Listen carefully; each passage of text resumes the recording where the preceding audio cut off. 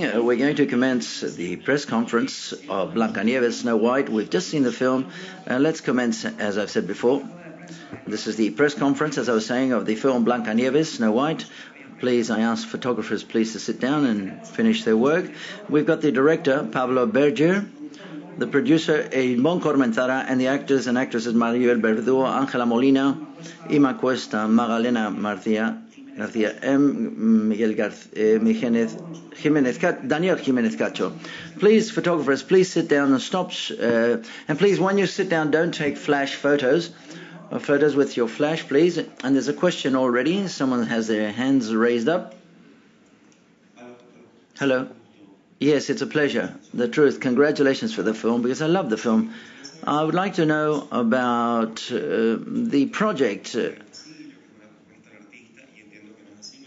I would like to know, would you clear up how the project was carried out and how it came about at the end of the day? And congratulations to the whole crew and all of the actors and actresses. Is the question for the... Yes, the question. Would you repeat the question again, please? Was the question for me?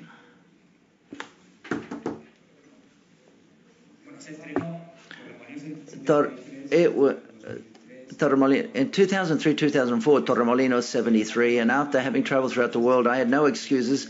I wrote the script for Blancanieves, Snow White. I presented it in 2005 to the producers, and the first version of the script, the first page said, this is a silent black and white film with music from the beginning to the end of the film. Obviously, it seems that in turn, Hassanavicius in France had just submitted a film with the same first page, the script. It wasn't a race because we didn't know the existence of one film or the other. For him, as for me, it was like an obstacle course, a marathon where the doors were closed to us. It was 8 years to try to start up this project of this film. It's the only one from the premiere of Torremolinos I've ever wanted to continue as the second film I did. Hi, a question for the director.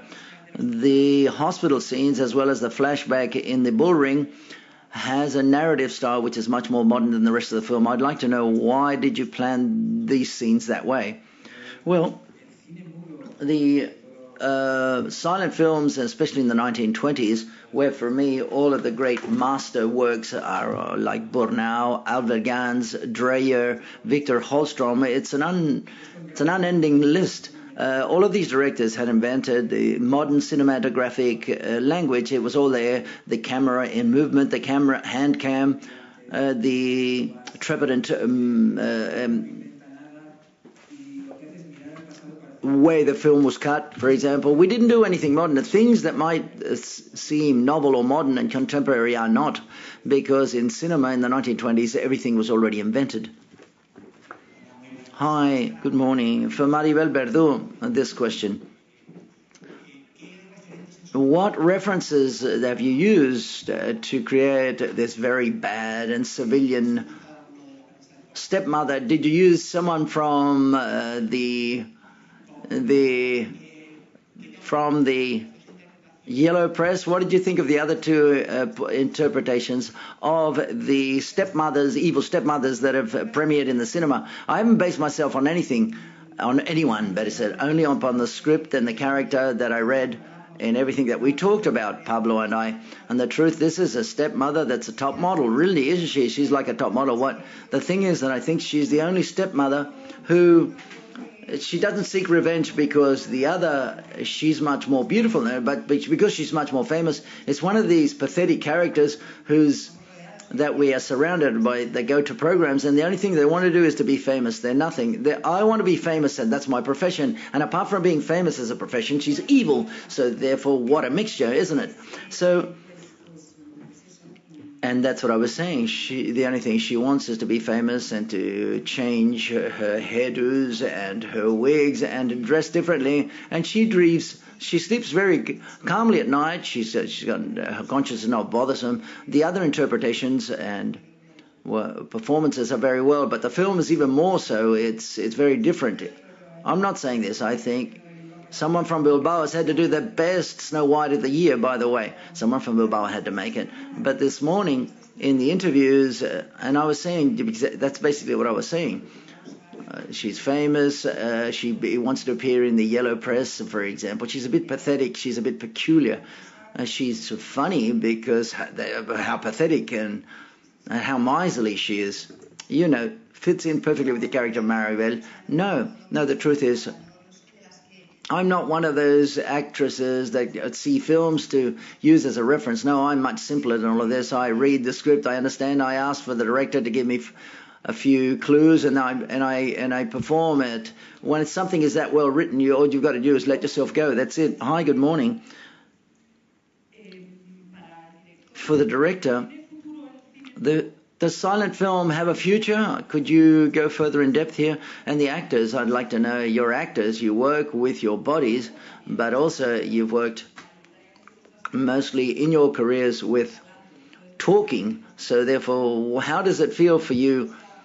What was it, that part which was a bit difficult, shall we say, a bit swampy, of being part of a silent film? Well, the fact that the film is silent and in black and white is just an anecdote. It's a formal anecdote. The important thing was the story and the work of the actors that appear on the screen.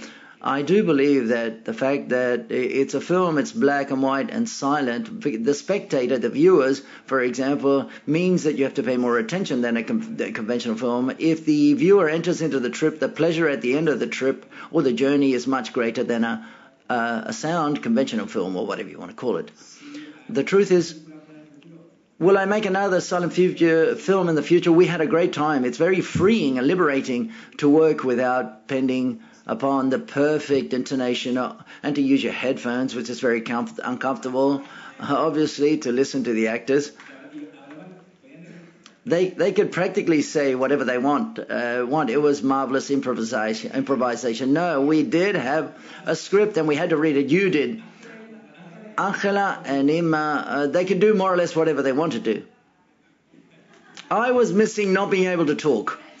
I missed it enormously, but having said that, I talked, and the character speaks on its own when it's a silent film, and the text is not well developed, so therefore what's very exciting, or what I discovered, was how the words emerge. They emerge from feelings, not behind or in front. It's not a tailor-made. It emerges from that persona, from that moment, from that unique moment, which is the present. And that is quite surprising from an actor's point of view. It has something which is completely different. And subsequently, when I saw the film, once it was already made and edited, I would like to do it again, to be able to talk as if in a talkie movie. I would make a version which was talked, but where we talked, and we could be heard. But the truth is, it's a feeling which leaves you absolutely mute and dumb, and that's what it had to be. Ángela, you were talking with your body. There were sequences of yours where your body is talking. The sequence in the corridor, for example, when you come out that your daughter has died in your arms, there's a way that you express yourself with your body there. It must be my age. I love that sequence, by the way. Thank you. I love you to death. Hi, good morning. Marvelous. Absolutely marvelous, the film. I want to congratulate everyone involved.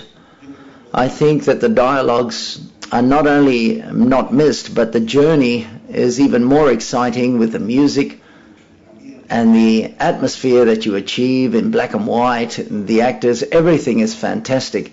From the credit title, as one believes, is one's going to see a film, an old film, and this is the best way of claiming this can't be seen on video, this can't be seen on an iPad, nor either at home. You've got to see it on a cinema screen and with people. I've only got one question. Does it finish well? Is it a happy ending? Okay, there are two periods in cinema. Before being a director, I'm a cinephile and I'm a great viewer, and I forget that I dedicate myself to filmmaking. I like the 1920s and I like the 1970s. In the 1970s, I liked open films with open endings. I've got my ending, but I think everyone I like the idea that people can leave the cinema theater thinking about that ending that we're not going to reveal. There's an ending there. Everyone's got to ask themselves, well, I like films that finish where another film starts. That's deep, isn't it? That's very impressive, very deep. I loved the film on the one hand, and the film surprised me. I loved it. Where are you? Yes, I loved it. It's a Valle Inclán portrait. It's the best one. I loved the performance, and I loved the aesthetics. But what surprised me was the character of the stepmother, Snow White's stepmother, which is a typically British and British. What are you saying? This is incredible. Lucia and all the other actresses are more Bernarda Alba. Could you please explain that? Yes, please explain that to me as well, please. This is grandiose. On the other hand, and excuse me, you said, I've read that it had nothing, this film had nothing to do with the artist. And I think it does have a little to do with the protagonist who plays the bullfighter. I've had to see the credits because it's because I thought he was a real bullfighter, and the character, I've got to take notes, these are a lot of questions. The character ends up being a loser, like in The Artist, a loser of bullfighting and of talkies films. And I'd like Inma, please, could you say a few words how you dance so well, both of you, how you express yourself so well by dancing, in your dancing scenes. I remember the first part of your question, and then help me, okay? Really, I'm not going to say no. There is something, and Maribel and I didn't talk about this too much, but the film is in the south of Spain. There are two very racial sort of characters, the grandmother, the great singer, Carmen de Triana, the character she portrays. The film is played in a big sort of like bull ranch in the south, in a backstory. And I talked to Pedro, but not Maribel and I, Pedro Ponce, who unfortunately is not here with us, who's the chauffeur, who is the hunter in the film. It was a person who's from Neguri, from a bourgeois class in the Basque Country in Bilbao, in which I imagine that the character of the stepmother worked as a maid, and Pedro escapes with Maribel. The character of Maribel starts to undertake another adventure and go to the south of Spain. But there's a part in Maribel's character that it's perhaps the character wasn't born in the south. Perhaps she was born, I'm not saying that she has a British background, but the character in that dark element, which she says the contrary of what she thinks, there is if you want, of that noir humor. It makes you, her character makes you laugh and cry. It's like as if it was British. She's contained outwards, but when you don't see her, she lets herself go with that madness that she has within her. Emma Thompson, is that what you're referring me? As if I was Emma Thompson. Yes, that's answering the first part of your question. Like, for example, remember, I'm from Bilbao, so therefore England, it's like London, it's just around the corner from Bilbao, so therefore I do have a bit of a British background. It's always been in the film. Yes, I like this black humor.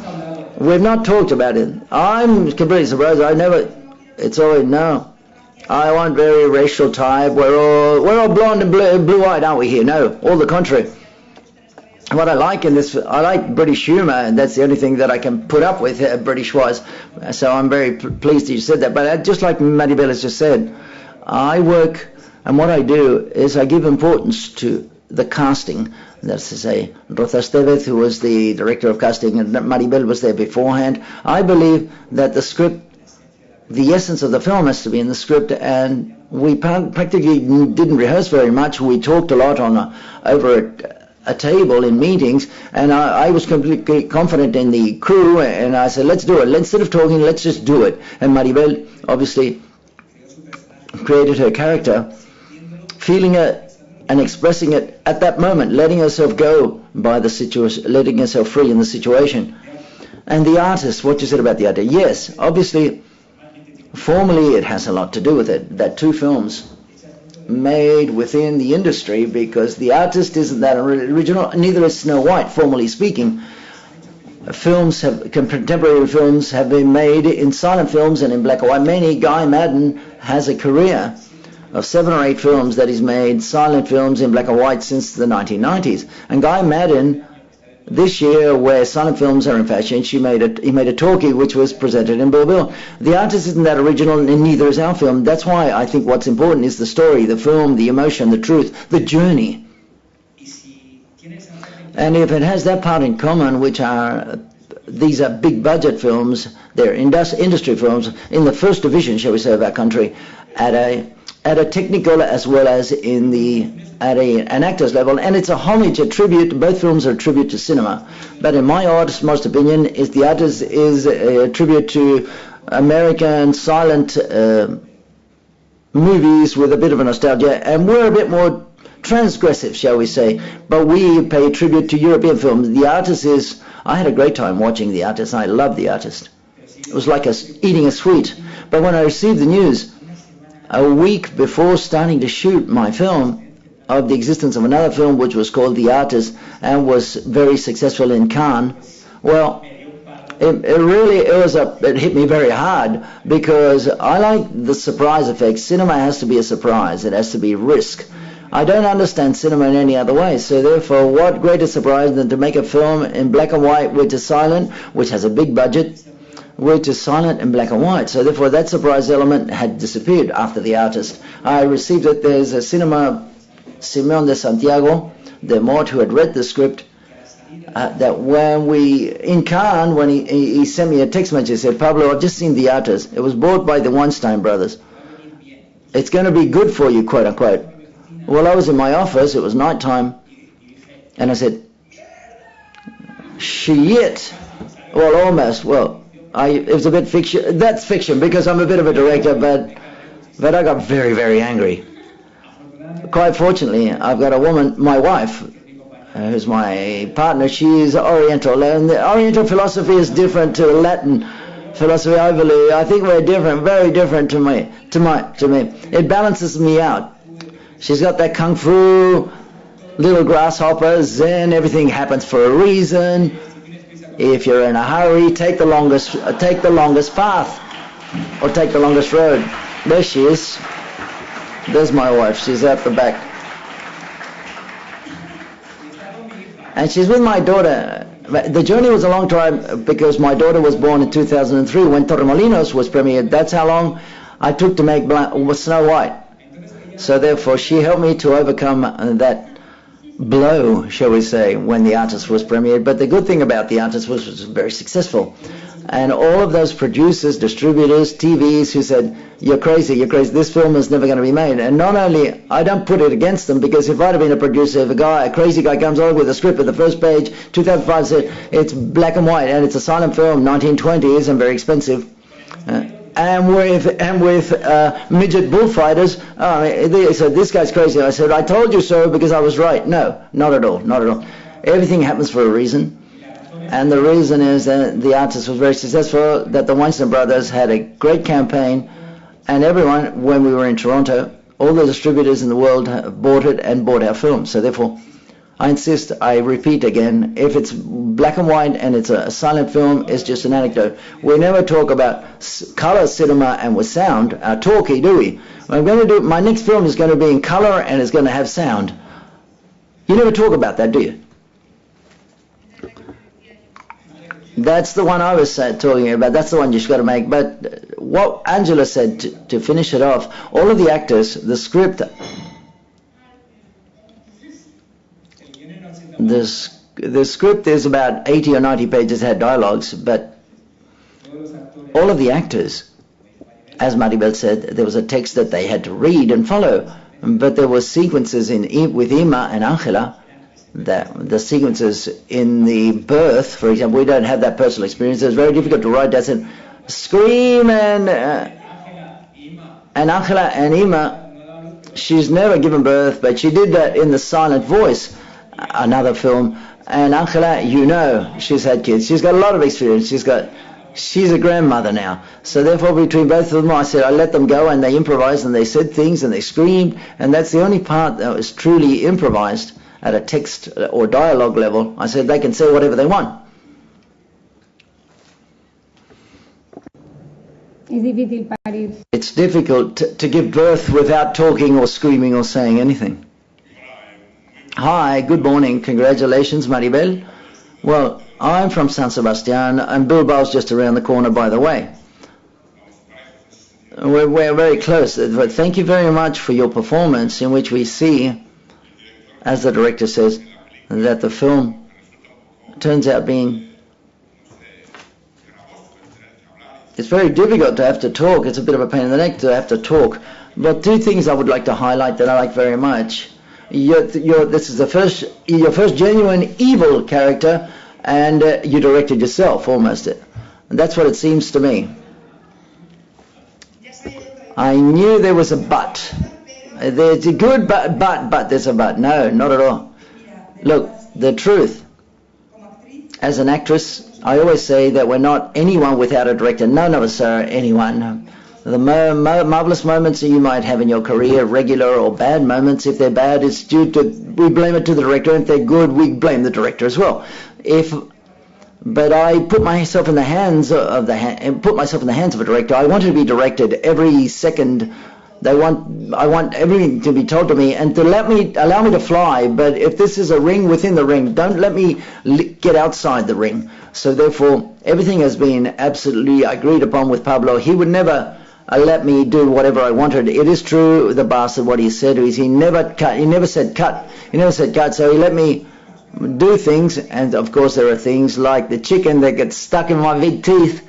And I did this, and he puts music, and he says, cling. Well, I said, well, that's marvelous, isn't it?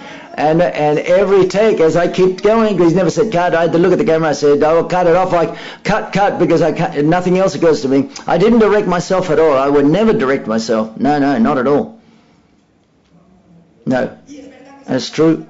That's the first time I play an evil role, and I love to play an evil role, the villain, because I spent 25 years suffering. No. That is to say, suffering, surrounded by vicissitudes of having to make it ahead as a heroine, as a sufferer. Then I get shot, stabbed in the back, and I cry and I die. It's an anguish. Being an evil character and without having to say sorry, I say I'm sorry or beg forgiveness. That's marvelous. From now on, at 42 until I turn 80, I want to be an evil character. To complete this as a director, when you work with actors like Maribel, it is true that you let them and you learn and you watch them perform. With Maribel, I've enjoyed myself so much because she gives so much. And in turn, if I go to Maribel, the directors, obviously, we work, and we go, Maribel. And I do this, Maribel turns it around. There are actors, the director gives an indication and they do exactly what they did in the previous take. Maribel, no. Every take, she gives you something. And that's why I let the camera go and go and go. And many magical moments in the film are when it seemed that I should have said cut, and I let her go, and something marvelous turned up, and Maribel gives you many magical moments. Hi, good morning. Congratulations to all of you. To you and to all of the actors. Welcome Inma Cuesta again here to San Sebastian. And I've got a couple of questions. Let's see. The first is the shooting of the bull fighting scenes. There were a lot of criticism that you killed or not killed the bulls. I don't care about that. That's the least of my problems. But the shooting the bull ring and the bull ring scenes must have been very difficult. And also the casting, because your casting has been fabulous. As I say, the little girl, very similar. She looks very much like Inma Cuesta. I don't know whether you're cousins or what, because you look very much alike. And I think it's worthwhile to take a long time to make a film, or from one to the next, and to do it well. Thank you very much. Thank you.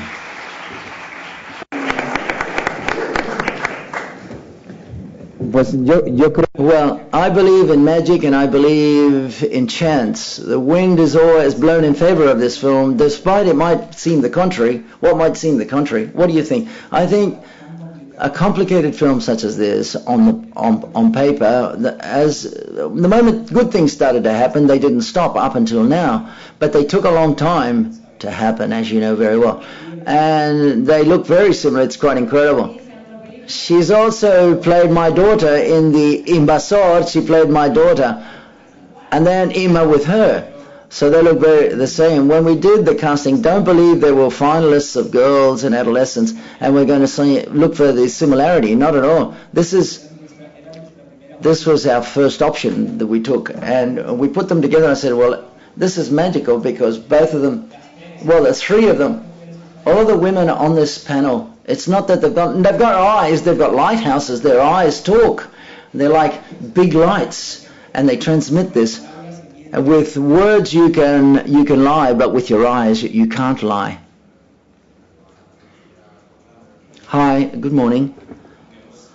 Albeit you said that the ending is open, what it seems to me that you're saying that albeit it may have seemed that the film is not a fairy tale, it has a very realistic sort of message. Could you talk about this and also ask Macarena, the Snow White, how she's lived through this experience, because she's not said anything throughout the entire press conference. Let's start with Macarena and then I'll take the floor. Well, from the moment I was told I was going to be Snow White, I had enjoyed it very much. That's what I tried to do. That was my intention from the outset. Sometimes you never get into a very special project like this, so beautiful and so risky at the same time, and with a passion that each of the people in the crew, which fascinates me enormously. But it seems it was marvelous to go to the set, and everyone was doing their utmost. For them, it was the most marvelous project they were working in. It helps you a lot as an actress, and I enjoyed myself enormously. I learned from the people that I had next to me at every moment. I was spoiled, and I'm very, very happy at the same time. Oh, I'm drooling. I feel it's as if my daughter in 10 or 12 years' time. What Macarena did in this film is so generous, and it was such a beautiful experience. You know that we lie a lot. We who dedicate it, we say, no, we love that stuff. Everything was marvelous, and then we've had our problems as well. But on this occasion, it was one of those shoots which was absolutely marvelous, delicious.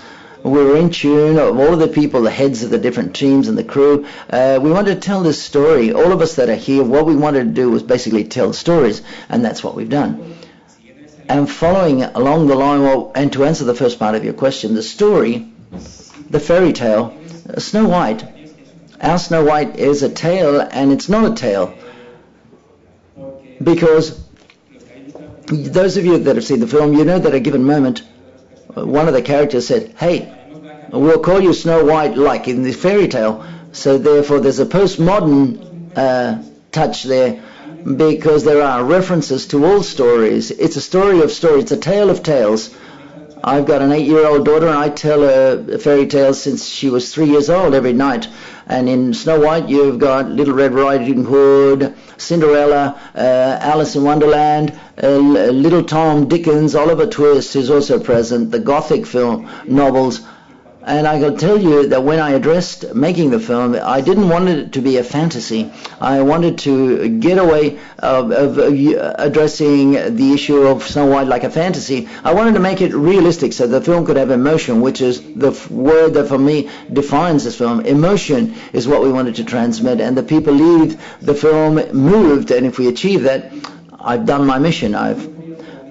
Life isn't like a fairy tale, it's like a Gothic melodrama, but that doesn't mean that a Gothic melodrama will have a sad ending. I think life is like a tragic comedy. I think that's the genre that best reflects reality. And I insist, the ending, everyone takes it whichever way. Well, I see, for me, it's half full, this glass. It depends upon each and every one, on the eye of the beholder. I want people to cry. Well, fill up the glass a little more. No, I want people, I made this film so that the viewer, the spectators could enter in, the audience could enter into the journey. More than a director, I want to be a hypnotizer. When the film starts, when I say 3, 2, 1, you're going to enter into the world of Snow White. You're not going to leave until I say, now. And my dream is that many people in the audience will almost You'll have to give them a packet of Kleenex so they can dry their eyes. I want people to be moved and to laugh and to feel horror. I don't want a pure genre. I think the films have to be a mixture of genres. Otherwise, it'd be boring. Hi, good morning. I'd like to ask, the directing, was everything very clear from the outset when you directed where and how and why to direct the entire process? And then I would also like, this year, you've mentioned the 2 Snow Whites that have been filmed already. What did you think, though, when you're going to premiere your film all of a sudden, not only the obstacle of the artist, but 2 more Snow Whites at the same time? And what about Pepe, the rooster? You were saying, I've got a bit of Alzheimer. At the first part of your question, you said, yeah, the directing process. Well, it's been a very long process, and what I've got an office where I work do my production work. I've had to buy 3 shelves, and I'd buy books and films and magazines. 8 years, 1920s. I'm obsessed with the 1920s now. I got together with a friend of mine who's a director. Well, he's a storyboard artist, and for 2 years we were drawing the film, the storyboard of Blancanieves, Snow White's. It's like a telephone directory, so therefore we were able to prepare it very in depth, very consciously, so therefore that part was very significant. And then the 3 Snow Whites, well, I don't know whether I've got to use a phone and say, I can see the future. I see the future. Why? Well, first, the artist. There was like a jug of cold water on me. And then in 2011, they shoot 3 Snow Whites at the same time. And this is something, once again, I say, shit. But the challenge, with a budget of $150 million, I said, okay. And the truth is, the budget of our film, albeit it's a big film, and with a big budget in Spain, it's just enough for the catering of Tarsem's film. And then they say, and on top, Julia Roberts. I wasn't worried. I said, Julia Roberts, Charlize Theron, what? We've got our Maribel Verdú, okay. There. This is as if she were from Bilbao, very boastful. Okay, what we had to achieve was, of the 3, we wanted it to be the film of those 3 Snow Whites. At the same time, several films have been shot at about the same film. What is it?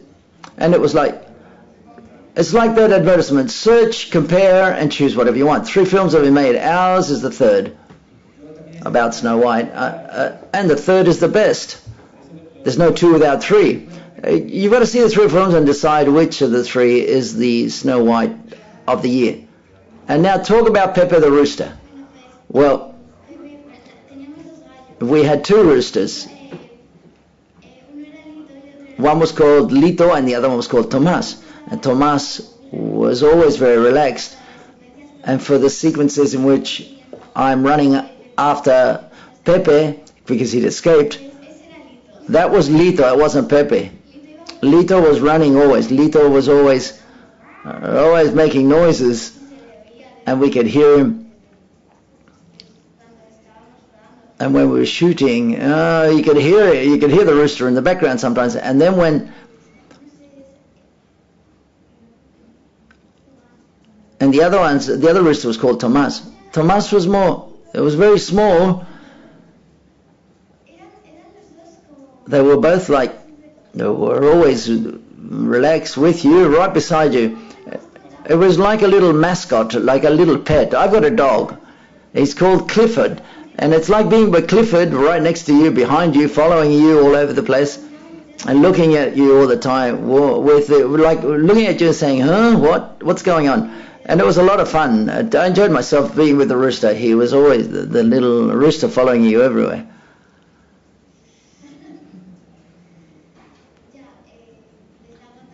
Maribel was just saying, when she said, when she kills the rooster, I said, this is horrible, poor guy.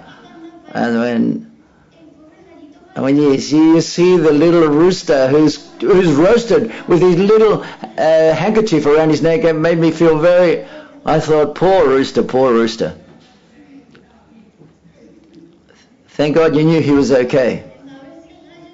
And then I ran away to check to see whether the rooster was really alive. You thought we'd really killed him. I would just like to add one thing. The artist, everyone says, you're very excited about the dog. Ha ha ha ha. Try to master a rooster in a film shoot. You've got to be from Bilbao to do that.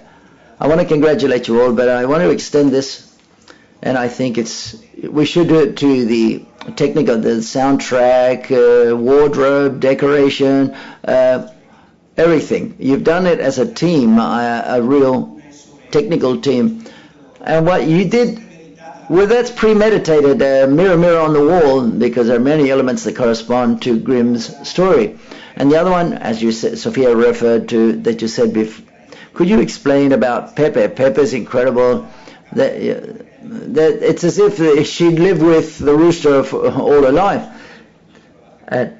How difficult was it to shoot a film with a rooster, with a difficult animal such as a rooster? Well, the first thing I think is a fundamental punch. I think this is a film, it's a crew, it's an ensemble work. At the end of the credits at the film, 539 names appear. So that cinema is collaboration, and even more so in a complex film such as this, Snow White. The photography by Kiko de la Rica, which is marvelous. The direction of Arte de la Mainea, where the decoration very transmits the personality of our characters. The wardrobe of Paco Delgado, with the 25-30 changes of wardrobe. Makeup, Philippe and Sylvie, and hairdressing, special effects, although you believe it, there's more than 550 digitally manipulated film scenes. Ferran Piqué, what else? Editing, what an edit. Fernando Franco, impressive. The music, the soundtrack by Alfonso Villayonga, what music. I laugh when I say that the film is silent. The music is the voice of each and every one of the characters. What else?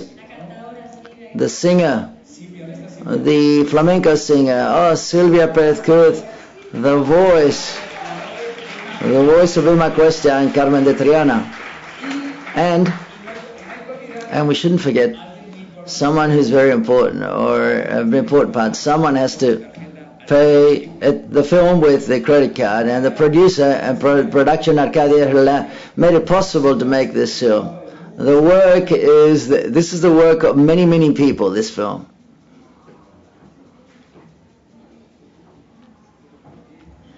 Sit down, I will make some room for you.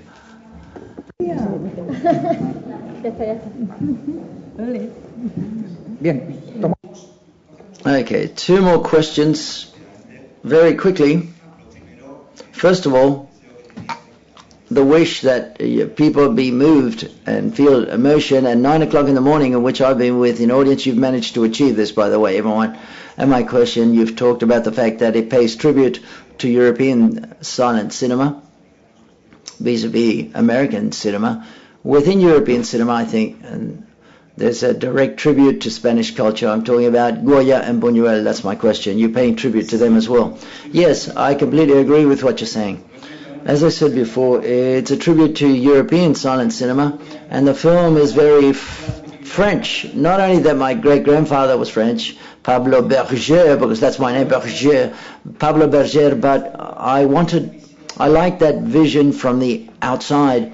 So bear in mind, I'm from Bilbao, I'm from the north. I wasn't born in the south of Spain that I'm trying to reflect in the film, in that Andalusia, albeit my previous film was called Torremolinos 33, and much of the industry, but he's Andalusian, he's not a Basque director, but I was brought up in the Basque country. I left went to New York when I was 25. I liked seeing it from the outside. I like the idea, like a big direct. Well, I'm going to sound a bit pretentious. And the idea for me was like a big French director comes to Spain to make a film, something that admires the Spanish culture a lot and who loves its iconography, makes a film about Spain. So it's a romantic and stylistic. It's a dimension that take care of it very precisely. There's a bit of fantasy and romanticism, like an exotic type of Spain, which is what it is for me as well. ¿Había alguien que iba a preguntar? Sí. Ahí, por favor. Yes. Yes, about the mirror on the wall. it was horrible because I wanted to say mirror, mirror on the wall, but he didn't give it to me. So he said, no, there's a metaphor. I said, oh, here we go, metaphors again. Yeah, the pool, the reflection, but that's my mirror. My poor Peter was dead, and I'm reflecting myself in the lake, or in the pool. Yes.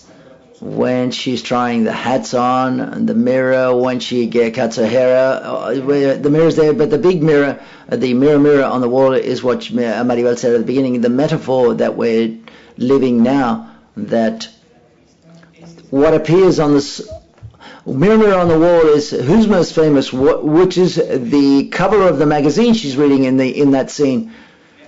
What makes her boil over and to want to kill Snow White is that the cover of the magazine is Snow White, and she's got a little picture, and plus she's got her back turned to the camera.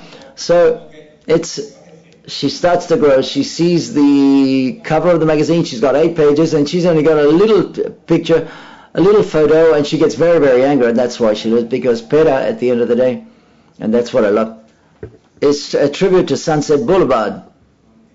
So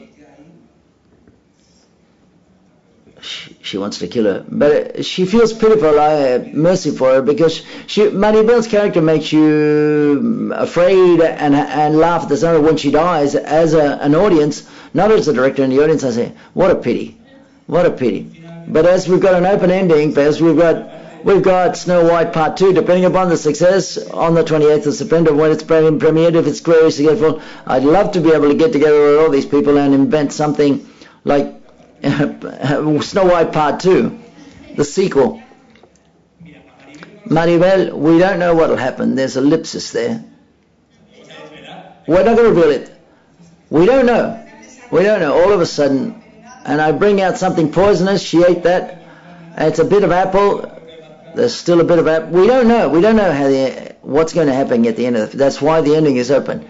This is like Hollywood. Oh, open endings. Just in case it's a very successful film, and we filmed the sequel. Hi, here. Congratulations to all of you. It's a brilliant film. And the question, why did you choose Daniel? In Mexico, he's one of our best, most prestigious actors, and most known and most admired, and his character is very atypical in his career. I would like to know that Daniel has anything to say. Daniel, in our country, we know him very well. He's made many, many films, and very great films. The casting director, I've always liked to work. He was in Profundo Camesi in the San Sebastian film many, many, many years ago. I remember that film by Arturo Ripstein. That's when I discovered Daniel. Honeymoon Killers, it's a remake. It's one of those great films. It's one of those films that you can revisit. And I followed his career, and I've seen him in great films. But I didn't even ask for, you know what cinema's like. There are a lot of people and a lot of attention. Rosa Estevez, the casting director, said, Daniel Giménez Cacho. And I said, well, of course, because sometimes we directors, we forget things. And I talked to another great friend of mine, who is Tano Agustin Yacianes, and talking about bulls and war actor, and he said, look, these are 3 actors, and Agustin Yacianes, who had worked with Daniel, said, the only one who can play a bullfighter, a matador, and Antonio Villalta is like a Belmonte. The reference is Antonio Belmonte, so they don't even think about it. That's the one. We didn't do any auditions at all, but it's quite curious. Through Skype, because we had a different. I never met Daniel, and they gave him his Skype number. And with all of a sudden, it was 5 o'clock in the morning, there 5 a.m. and Daniel had a long beard, and he was shooting some other film, and there was a lamp behind him, a very atmosphere, and he looked more like a terrorist than the Daniel you can see all the films that I knew about. And so is that Daniel or another person? So therefore we were talking, I remember he got very close to the camera. I said, it was an act of faith. He was half asleep. I said, yes, Daniel, it's for you, whatever, I want to work with you. But until he didn't arrive in Spain, I saw that he'd shaved, and it was the Daniel that we knew. Now, Daniel can talk about this, but for me to work with Daniel it's not as if he's a great actor, because he is. He's a great star, and all of the people here, there's part of the roles that they had to be stars, and I say Iberian stars, quote unquote, so they could reflect this on the screen. And there was no doubt in my mind that, and Daniel was Antonio Vidalta. I want to talk about Daniel. I worked with him in La Zona. Daniel usually plays those roles, very intense roles, like characters, that are very brave. But the best thing in the world is that these are their characters. But then you don't stop laughing with him on the shoot, because he's an absolute deep, he's abnormal, he's funny. You always laugh with him because he's got this character. Him as an actor, he makes it very easy, and he puts faces on it. Let's shoot, and all of a sudden he does this, and you go, well, okay. And he looks like, and now I've got to do what I can do working with it. It's a pleasure working with him. And I've enjoyed myself very much with you and with my little girl. Well, the directing was very natural. It all came along very naturally. Pablo, what he asked for was a certain level, Iberian Hollywood. He was saying Iberian type Hollywood to make a character like this. Yes, we asked, well, it's a silent film. What type of silent film? How? At the beginning, we talked about that, and then it wasn't necessary. It was as if, well, there was a general atmosphere where everybody did what he or she had to do. That's where the magic emerged, when there's that atmosphere, when things take place one after another, and you don't have to tell everybody more or less, stand up here, get down there. Things happen. They just happened. And when you work with Daniel or Maribel or with Ángela or Inma or actors who have a long career, it's collaboration. I don't believe, at least for me, albeit the important thing is what appears on the screen. In cinema, there are no rules. The important thing is that if the film works or it doesn't work, it works for me. What works for me is to choose and to trust and to collaborate. And so therefore, with Daniel, the most marvelous moment was a moment in which, and I hope Daniel remembers, normally when you make movies, you've got a lot of assistants, and on a Saturday where we had rehearsed, Daniel and I were on our own, and we went to see a bullfight. We had lunch together. From morning to night, we took a commuter train, we were on the subway, we took a taxi, and that was our rehearsal, to get to know each other, to talk. And we are from a similar generation, we've got a similar life, so therefore we connected. And as of there, Daniel, the character's yours. You perform it and convey what you have to convey. And he provides emotion and truth. And I like to play, you surprised Maribel, who is always a sufferer and plays she's a very evil. Daniel, who's very brave and a character. He's a person who's very sensitive, exceptional sensitivity. I think that actors, just like directors, we seek that challenge. I think that the actors seek a challenge because it's a game for all of us. And then also, it's a dream, because when I was small, I told my parents that I wanted to be a bullfighter. And they said, no, sorry, you don't study that. It's either you are or you're not. There aren't schools for this, well, even less so in Mexico. So, well, your father's from Madrid, so that's where it comes from. Well, I did have a teacher, a very good teacher, and he told me, when you end the shoot, we'll put a bull in front of you to see what happens. Well, I just want to add, and I think this is an important detail, we had a bullfighter, José Luis Eseña, who was the teacher of Sofía, Macarena, and Daniel, and for 1 month, these three actors, great actors, were rehearsing and doing salon bullfighting day after day after day. And I remember José Luis said to me, I promise, we had 3 great bullfighters and who had learnt very, very quickly. Well, it's the only way of playing the roles and making them look true. Okay, we've got to leave things here. Thank you very much to all of you. Thank you.